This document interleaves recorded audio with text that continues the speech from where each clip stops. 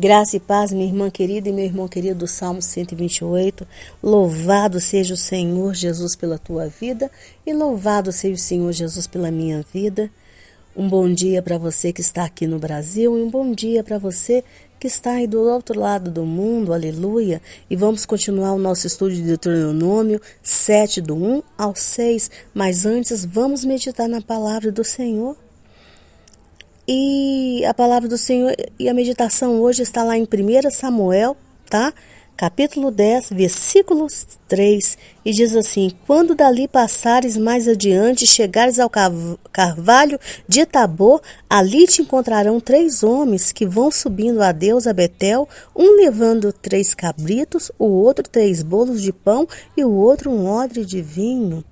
Aí o versículo 4, vamos ler também. E diz assim: te perguntarão como estás, e te darão os 2 pães que tomarás das tuas mãos. Aqui, minha irmã e meu irmão, se você for ler o texto todo, você vai ver que o profeta Samuel está dizendo para Saul, antes mesmo de Saul, né, ser ungido o rei, ser reconhecido pelo povo de Israel como rei. Porque no versículo 1, Samuel já deposita sobre ele o azeite, ungindo ele como rei de Israel. Então, minha irmã e meu irmão, mas como? Aí você pode perguntar, como que Samuel sabia disso tudo? Porque Samuel era um profeta do Senhor. Ele era ungido pelo Espírito Santo. Ele era cheio do Espírito Santo. Ele era a boca do Senhor naquele momento. Ele era guiado pelo Espírito de Deus. Assim como eu e você, minha irmã e meu irmão. Porque Jesus teve morte de cruz para que sejamos guiados pelo Espírito Santo dele, para que sejamos cheios do Espírito Santo dele, para que andemos nesse mundo pela direção do Espírito Santo. Então é possível hoje sim que o Espírito Santo de Deus venha falar comigo e com você, assim como ele falou aqui com Samuel. É possível que nós venhamos ter certeza das coisas assim como Samuel teve certeza. E esse tipo de certeza você acessa pela fé. Porque às vezes, minha irmã e meu irmão, o Espírito Santo fala com você e você acha que é coisa da sua cabeça, que é coisa da sua mente. Ou às vezes tem pessoas aí que até acham que é o diabo. Mas eu vou te dar um recado hoje. O diabo, ele não lê a sua mente. Ele não sabe o que está se passando na sua mente. Ele sabe o que está acontecendo ao seu redor. Mas ele não sabe o que está se passando na sua mente. Quem sabe o que está acontecendo na sua mente é só mesmo o Espírito Santo de Deus. Então é onde que ele sonda mentes e corações. É onde que ele entra ali e começa a conversar com você e te dá a direção daquilo que você precisa. Entendeu, minha irmã? Entendeu, meu irmão? Então, Jesus teve morte de cruz. Jesus ressuscitou para que você fosse guiado pelo Espírito Santo dele. E você vê que Samuel aqui ungiu Saul, para Saul ser guiado pelo Espírito Santo dele. Porque Samuel era cheio do Espírito Santo do Senhor. Saul permaneceu com esse espírito? Não. Ele não quis permanecer com esse espírito. E depois, quando você não quer permanecer com o Espírito Santo de Deus, aí você vai ver que outro espírito vai tomar conta da sua mente. Outro espírito, então, vai falar com você. É um ou outro, minha irmã. Ou você vai ser guiado pelo Espírito de Deus, ou você vai ser guiado pelo espírito que está nesse mundo e pelo próprio diabo. Entendeu? Entendeu? Lutero dizia assim, Martinho Lutero dizia assim, o homem ou ele é uma besta montada por Deus ou montado pelo diabo. Né? Eu costumo dizer, ou você se esforça para ser ungido, ou você vai ser usado pelo diabo. Então vamos nos esforçar em nome do Senhor Jesus para sermos ungidos, falar todos os dias. Acordou, agradece a Deus pela sua vida e diga: Senhor, eu quero ser tremendamente ungido pelo teu Espírito que é santo. Eu quero ser usado por ti. Eu quero ser usado pelo Senhor para trazer direção para as pessoas. Eu não somente quero receber a direção do Senhor, assim como eu quero trazer direção para as pessoas em nome do Senhor Jesus. Aqui, Samuel estava trazendo uma direção para Saul. E hoje o Senhor pode te usar tremendamente para trazer direção para a vida de alguém. Assim como o Senhor pode usar pessoas, ungir pessoas, poderosamente pessoas, para trazer direcionamento para a sua vida, em nome do Senhor Jesus. Amém? Então vamos orar. Deus querido, Deus de amor, Deus de bondade, Deus de fidelidade. Paizinho, eu te louvo por esse dia. Eu te agradeço como igreja. Te agradeço e te peço que o Senhor venha, pelo poder que há no nome do Senhor Jesus, pelo poder do Teu Espírito Santo, trazer direção para os nossos dias em nome do Senhor Jesus. Trazer a revelação que tanto estamos buscando em nome do Senhor Jesus. Nos dê vida, nos dê paz, nos dê saúde em nome do Senhor Jesus. Abre portas em nome do Senhor Jesus. Traz alegria, prosperidade para toda a nossa casa, livramento e libertação em nome do Senhor Jesus. Amém, amém. Amém, minha irmã? Amém, meu irmão? Então vamos para o nosso estudo de hoje. Então veja que o versículo 1, tá? Do 1 ao 7, começa com Moisés, então, trazendo a proibição sobre o fazer aliança com as nações vizinhas. E no versículo 1, ele diz assim: quando o Senhor teu Deus te houver introduzido na terra, a qual vais a possuir, tiver lançado fora muitas nações de diante de ti, os heteus, os gigaseus, e os amorreus, e os cananeus, os perizeus, e os heveus, e os jebuseus, 7 nações mais numerosas e mais poderosas do que tu. Né? Ou seja, aqui nesse versículo, Moisés fez questão de mencionar todas as nações vizinhas. Todas elas, Moisés disse ali. E eram 7 nações que eram mais poderosas, mais numerosas que o povo de Israel. Aí no versículo 2 ele está reafirmando novamente que essas 7 nações seriam entregues completamente nas mãos de Israel, para que Israel as destruísse completamente. Mas para isso eles não deveriam fazer nenhuma aliança ou acordo com elas. E veja que o versículo 2 termina dizendo: nem terás piedade delas.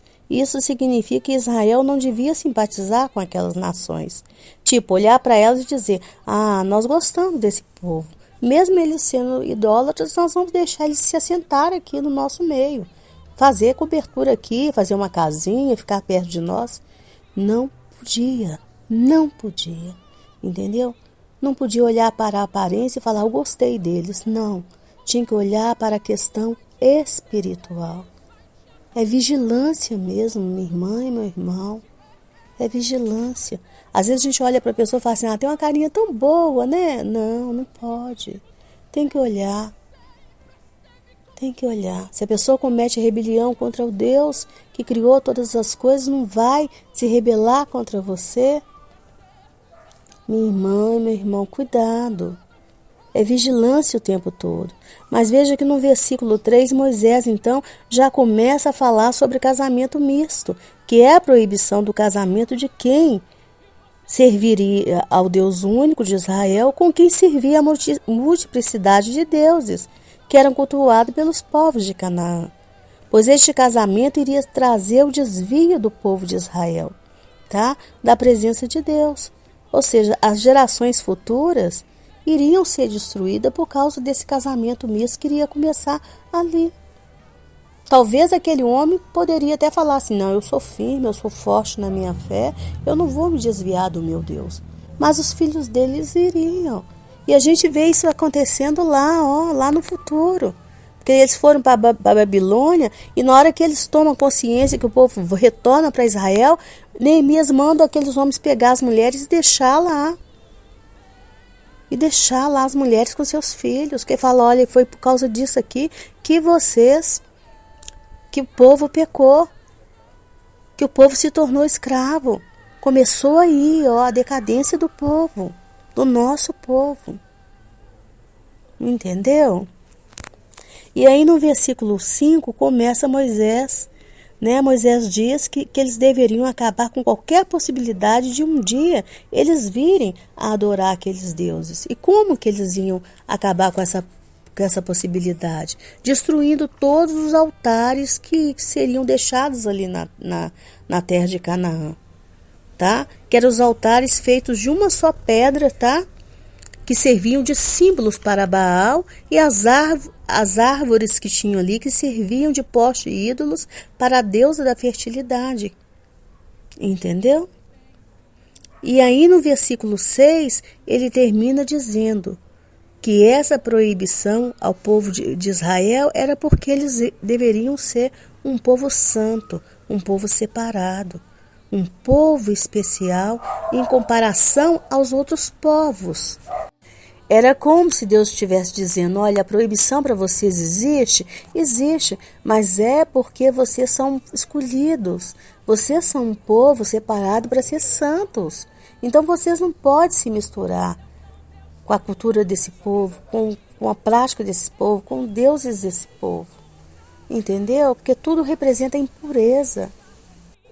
Mas hoje nós vamos parar o nosso estudo por aqui e vamos continuar, né? Amanhã, se o Senhor assim permitir. E hoje eu pergunto, mas qual é a sabedoria que o Espírito Santo quer nos trazer hoje? Bem, veja que não é a primeira vez que Moisés adverte o povo sobre o não fazer aliança com os povos vizinhos. E ele já tinha trazido essa advertência para o povo lá em Êxodo 23, versículo 32, no Êxodo 34, do 12 ao 16. Então aqui ele só fez o quê? Uma repetição da lei, tá? Só acontece que nós vimos aqui no nosso estudo sobre a introdução do livro de Deuteronômio que todo rei de Israel, em obediência ao que estava escrito em Deuteronômio 17 e 18, que ele trazia consigo uma cópia do livro de Deuteronômio. Então, isso significa que o rei de Israel, juntamente com os profetas e com os sacerdotes, com os escribas, ele também buscava ser um exímio conhecedor da Torá. Aí quando nós olhamos para esses 6 primeiros versículos aqui de Deuteronômio 7, e olhamos para a vida do rei Salomão, que foi o 3º rei de Israel, e que foi considerado o homem mais sábio do mundo, aí, minha irmã e meu irmão, eu te pergunto, tá? Lendo lá os versículos de 1 a 3 do capítulo 11 de 1 Reis. Eu te pergunto, onde foi parar toda a sabedoria do rei Salomão? Vamos ler aqui o versículo para você ver.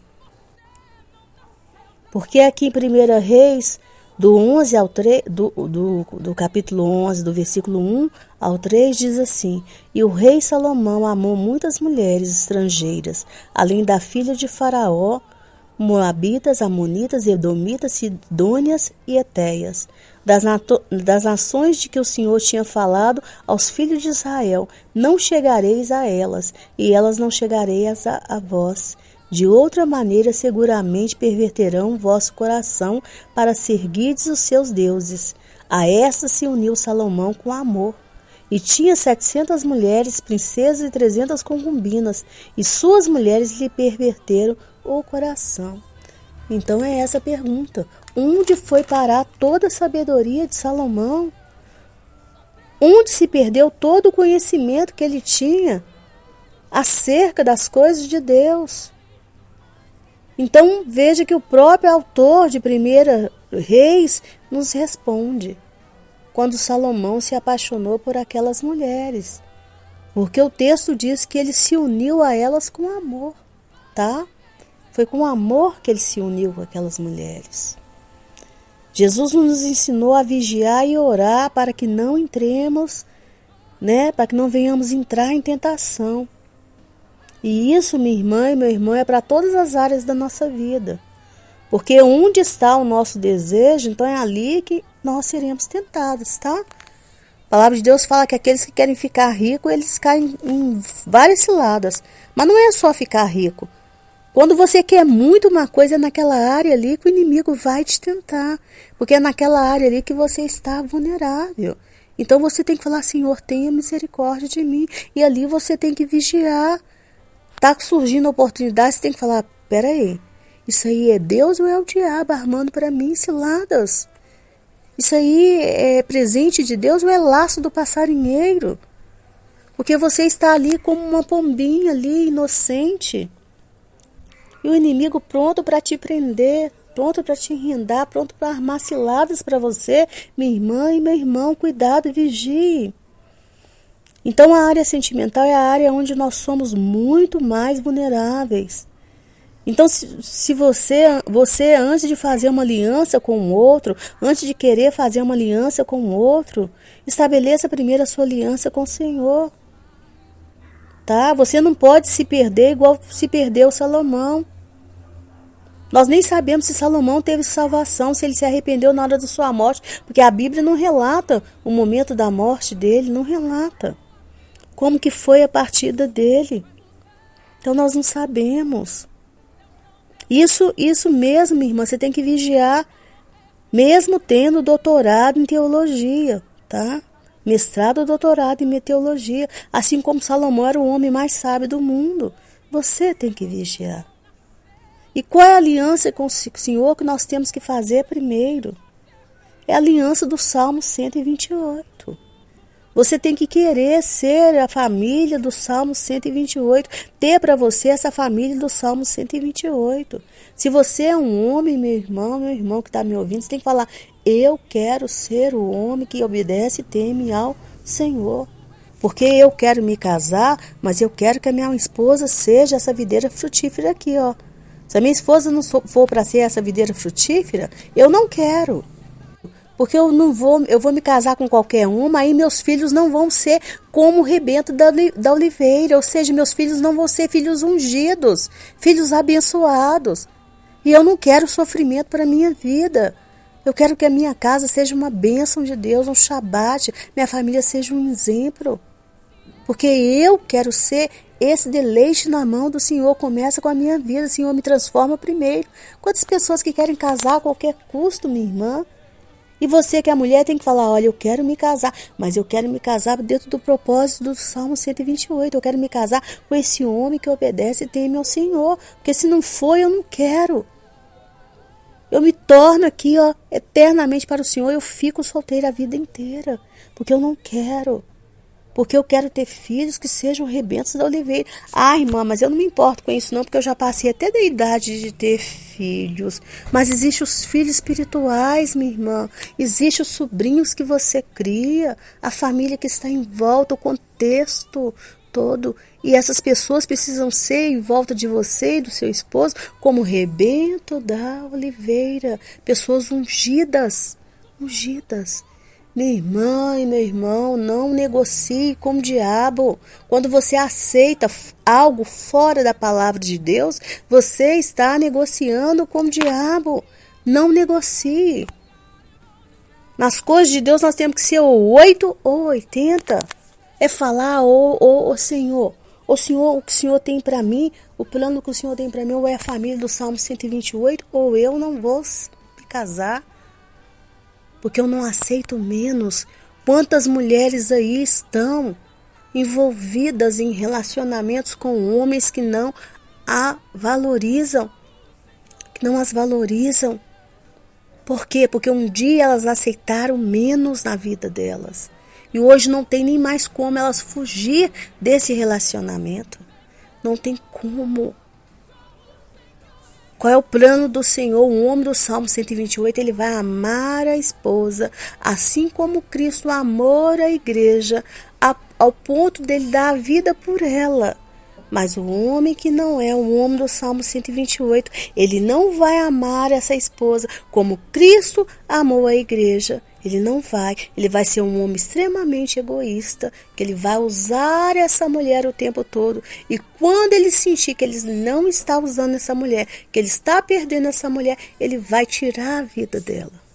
Ele vai tirar a vida dela. Ele já tirou saúde, ele já tirou dinheiro, ele já tirou tempo, ele já tirou a beleza. E não pensa que eu estou rogando praga, não, minha irmã. Ou sendo pessimista, não. Estou falando a palavra, a inversão da palavra.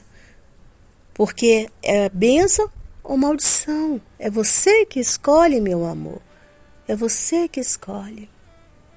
Entendeu? E serve para você também, homem. A mulher de Deus, dentro do plano de Deus, dentro do Salmo 128. Ela é videira frutífera. Então ela é ali submissa ao marido, dentro do lar. Ela é aquela que produz ali. Ela é a submissa, mas aquela que não é, ela é rebelde. E ela vai fazer você, a sua vida, amargar, sofrer. Você não vai ter paz, nem mesmo para trabalhar. Nem mesmo para trabalhar. Entendeu? Então não aceite menos. Não aceite menos. Porque quando você aceita menos, você está negociando com o diabo. Está negociando com o diabo. Entendeu? Então espero ter te ajudado com essa palavra em nome do Senhor Jesus. Que o Senhor te abençoe com paz, com saúde, com prosperidade. Com saúde, se tornando cada vez mais dizimista, fiel, ofertante, sustentadora de profetas e de missionários. Que chegar na presença do Senhor Jesus e ganhar aquele abraço gostoso dele seja a tua maior ambição. Mas que até lá você colabore com Deus para que toda a tua família seja transformada na família do Salmo 128. Meu nome é Giovana Cristina. Tenha sempre em mim uma irmã para te ajudar em oração.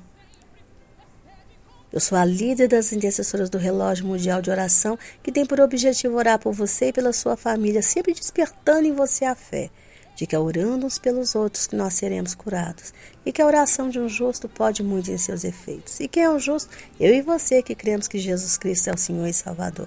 E eu volto amanhã, se o Senhor assim permitir, mas não perca mais tarde a oração que é feita pela nossa irmã querida Maristela Miranda. Um beijo, fique com Deus, amo você.